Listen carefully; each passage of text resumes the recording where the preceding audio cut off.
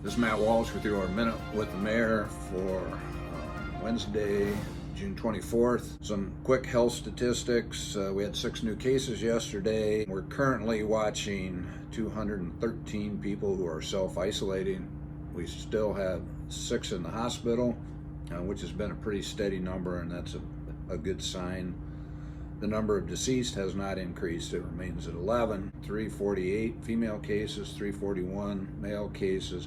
44% of the people who have contracted the virus are in that age group between 18 and 40. But I'm going to switch from the topic of coronavirus today and give an update on the Council Bluffs flood levee recertification efforts. After Hurricane Katrina's catastrophic loss of lives and property that resulted in the New Orleans levee system breach, Congress mandated that the U.S. Army Corps of Engineers inspect our nation's levees to assess their likelihood of performance. Among the inspection criteria being examined is the levee at an appropriate height. They're checking the stability of any closure devices for all openings in the levee system. They are identifying embankment erosion and the stability of the levee's foundation, including any ground settlement.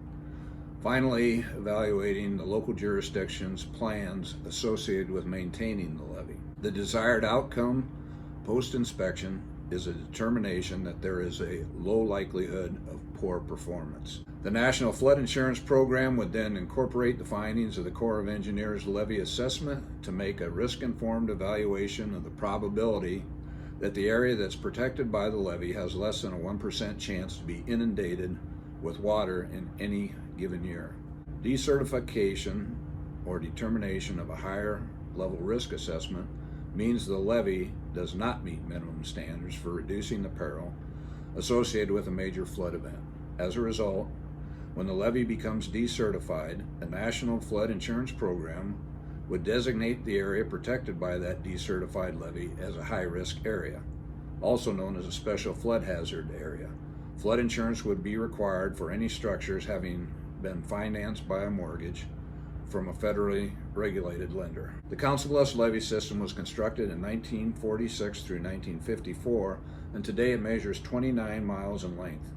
In terms of land area, this levee provides flood risk reduction for approximately 64% of the city. Over 35,000 residents live in 11,700 residential properties that are within the flood-protected leveed area. Because our levees are currently shown as accredited on the FEMA flood maps, our residents within that area aren't required to purchase flood insurance.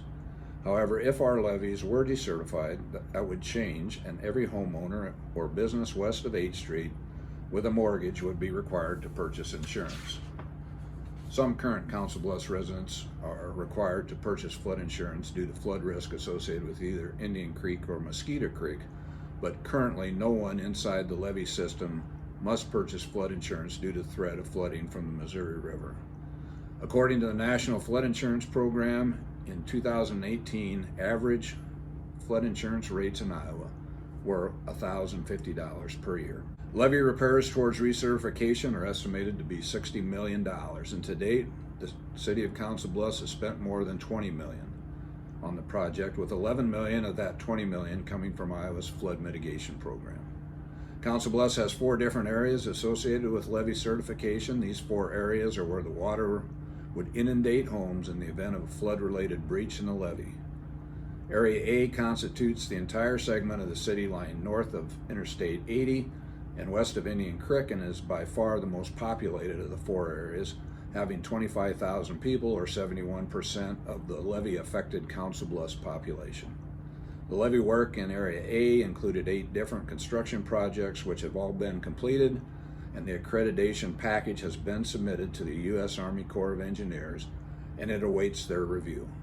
Once certified, those residents living in Area A would be free from any requirement to purchase flood insurance. Area B is south of Interstate 80 and west of Indian Creek, and its work plan includes 4 construction projects. 1 project is now substantially complete, 2 additional projects are ready to go, and the 4th is currently in the design stage.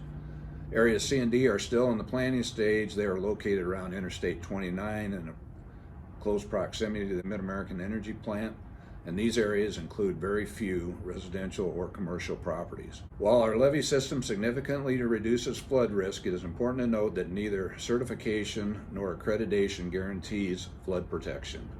Levees can fail due to water levels higher than the top of the levee, or they can fail by breach of their structural integrity. Additionally, as many of us saw last year during periods of sustained high river levels, our levee system that holds back the waters of the Missouri River can also trap stormwater runoff on the interior of the levee.